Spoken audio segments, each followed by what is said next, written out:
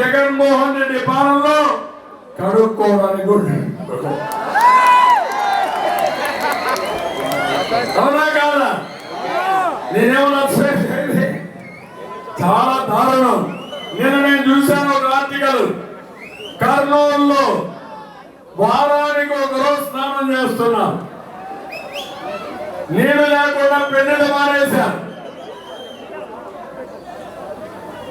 అదే ఇక్కడికి వస్తే విపిఆర్ ఫౌండేషన్ పెట్టి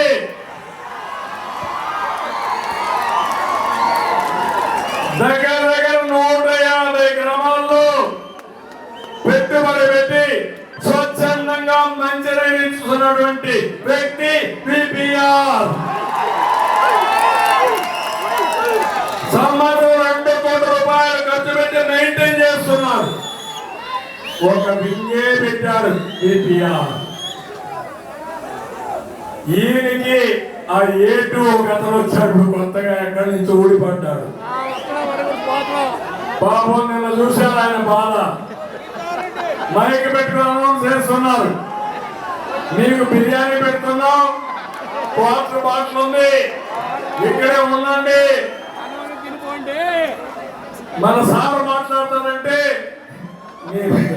బిర్యానీ వద్దు, వద్ద పారిపోయారు.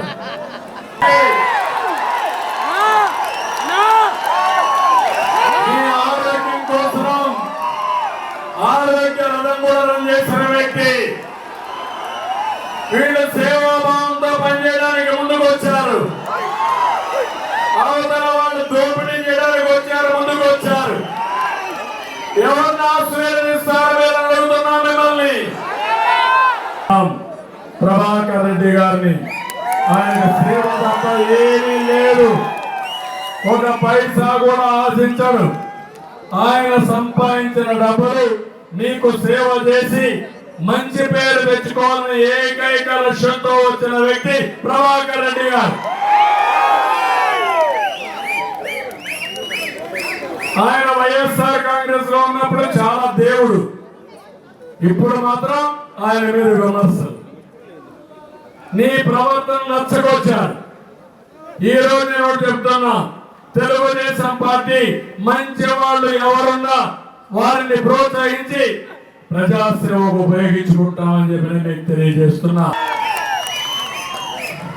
నేను ఆ రోజు ప్రోగ్రామ్ ఇస్తే డబ్బులు సంపాదించారు, డబ్బులు సంపాదించి మళ్ళీ నేను కూడా ఉదయగిరి నియోజకవర్గానికి సేవలు అందించాలని వచ్చాడు. ఈ కాంబినేషన్ మీరు ఎంపిక చేసుకోండి. ఇక్కడే మేకపాటి చంద్రశేఖర్ రెడ్డి గారు ఉన్నారు, ఆయన కూడా కష్టపడుతున్నాడు. ఆయన కూడా తమ్ముళ్ళు సమస్యలు పరిష్కారం చేస్తాం. రాష్ట్రంలో మేము అధికారంలోకి వస్తే మాకు ఓటేసి రాష్ట్రానికి పెట్టుబడులు వస్తాయి, మీ బిడ్డలకు ఉద్యోగాలు వస్తాయి. మాకు ఓటేసి మీ పంటలకు గిట్టుబాటు వస్తుంది, మీ పొలాలకు నీళ్లు వస్తాయి. ఇది నా కోసం కాదు, ప్రజలు గెలవాలి, రాష్ట్రం నిలబడాలి.